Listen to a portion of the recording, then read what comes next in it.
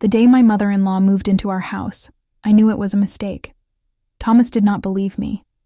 He said I was being dramatic, that she just needed a few months to get back on her feet. That was 1 year ago. And in those 1 year, she rearranged my kitchen, criticized every meal I cooked, undermined every decision I made as a wife and a mother, and slowly, methodically, tried to push me out of my own home. What she did not count on was me. Let me tell you how it started. My husband, whose name is Thomas, has always been close with his mother. Too close, if I am being honest. But that is something I understood going in. She is a strong personality, opinionated, used to being the center of attention in any room she walks into. When Thomas and I got married, she gave a speech at our wedding that was more about her relationship with her son than about us as a couple. I smiled through the whole thing. I told myself it was just her personality. When she and Thomas's father divorced after 30 years of marriage, she was devastated. Genuinely. And I felt compassion for her. But when Thomas suggested she stay with us while she got back on her feet, I told him it was a mistake. He said I was being unfair, that she had nowhere to go, that it would only be a few months. I loved my husband, so I said nothing more. But I knew. From the very first day, I knew. She arrived on a Sunday with 4 suitcases and a set of opinions about the way I had decorated our living room. By the end of the first week, she had rearranged the kitchen cabinets because she found my system illogical. I came home from work to find everything moved. When I mentioned it, she said she was just trying to help. Thomas said she meant well. By the end of the first month, she was cooking dinner every night. Which sounds helpful, except that it meant I was no longer needed in my own kitchen. When I tried to cook, she would stand nearby and offer corrections. Too much salt. The heat is too high. That is not how Thomas likes his steak. I started eating less because I had lost my appetite entirely. By the 3rd month, she had opinions about how I dressed, how I wore my hair, how I spoke to Thomas, how I disciplined our daughter, and how I managed our household budget. Every opinion was delivered with a smile and framed as helpful advice. And every time I brought any of it to Thomas, he would say some version of, "She means well. She is going through a hard time. Can you just let it go for now?" I let it go. Again and again and again. Until I could not anymore. The first real crack happened at Thomas's birthday dinner. We had invited 12 people. His cousins, our closest friends, his aunt and uncle. I had spent 2 days planning the menu, buying the ingredients, preparing everything from scratch.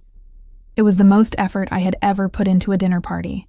20 minutes before the guests arrived, his mother walked into the kitchen, lifted the lid off my main dish, and announced loudly, loud enough for Thomas and his cousin who were in the next room to hear, "Oh, interesting.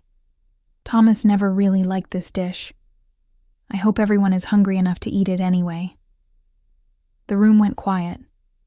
I stood there holding a serving spoon and I smiled. I smiled because 12 people were about to walk through my door, and I was not going to give her the satisfaction of a scene. But I felt something shift inside me in that moment. Something that had been bending for 1 year started to straighten. The dinner went beautifully. Every single person complimented the food. Thomas's aunt asked me for the recipe twice, and his mother sat at the end of the table and said nothing, which was, for her, its own kind of defeat. But the moment everything finally broke happened a few weeks later. Our daughter Emma was 5.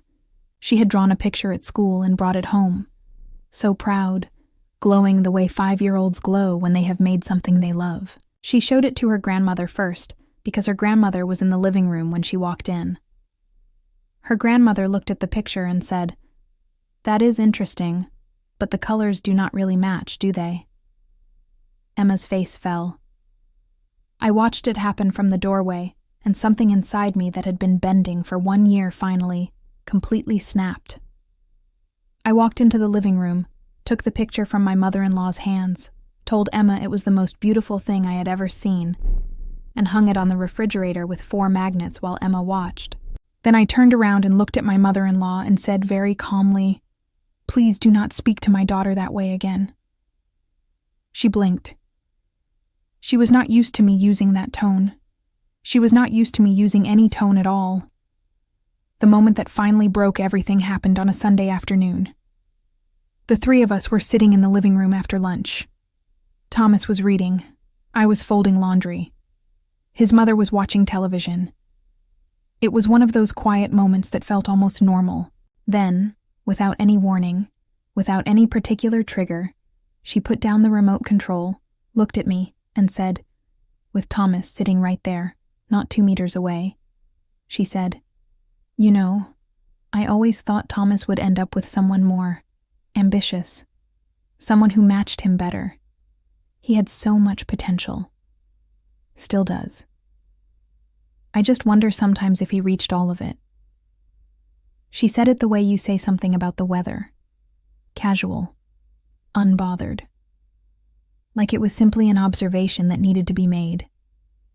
The room went completely silent. I did not say a word.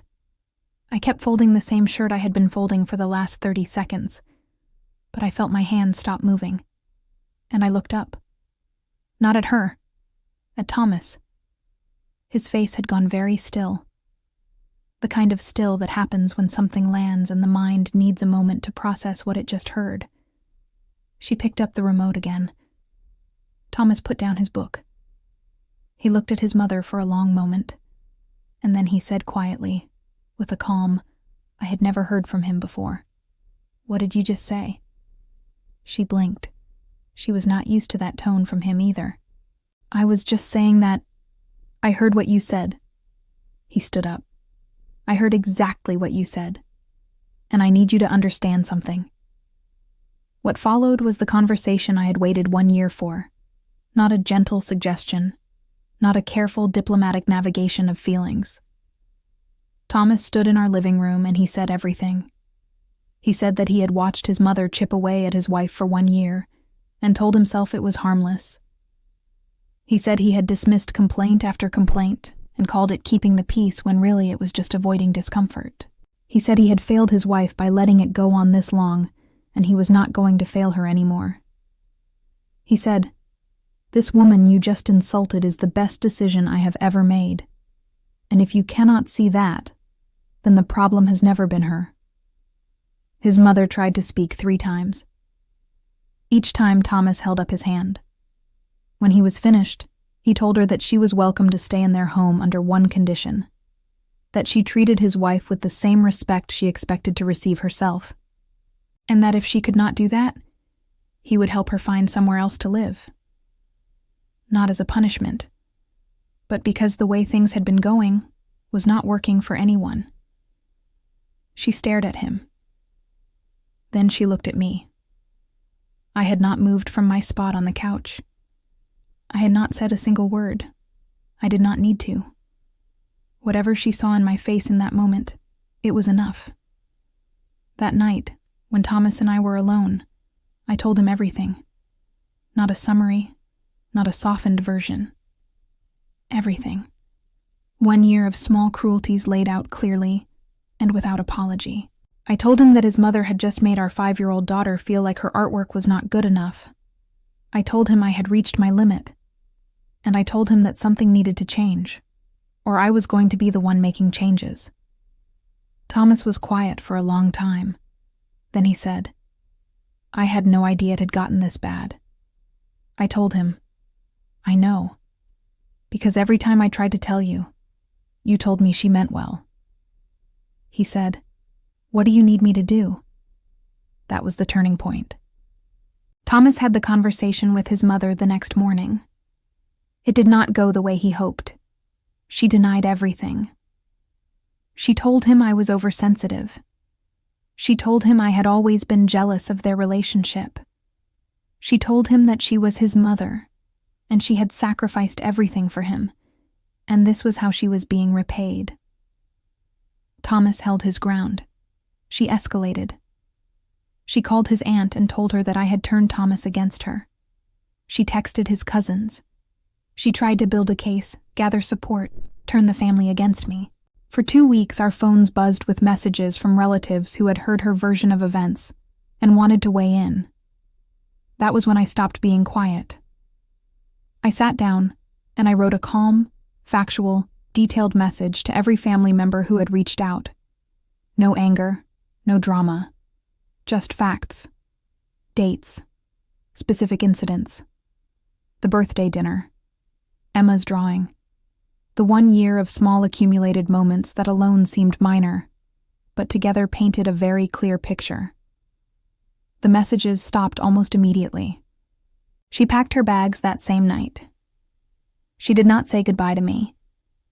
She told Thomas she was leaving and that she hoped he would come to his senses. He told her he already had. She was gone by morning.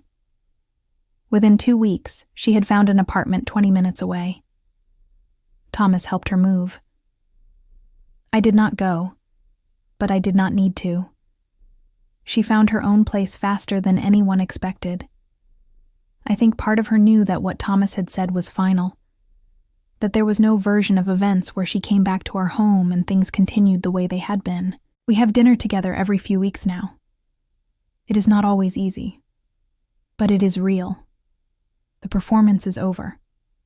Thomas and I are stronger than we have ever been, because he chose us, because I stopped letting things go and started holding my ground. She tried to make me disappear from my own life. What she did not know was that I had spent 1 year paying attention, learning, waiting, and when the moment came, I was ready. This story was submitted by one of our viewers. Names and details have been changed to protect her identity. If you want to share your own story with us, the link is in the description. Every story deserves to be heard. If this resonated with you, leave a comment below. And if you know someone who needs to hear this today, share this video with them. Subscribe to Confess to Me for new stories every week.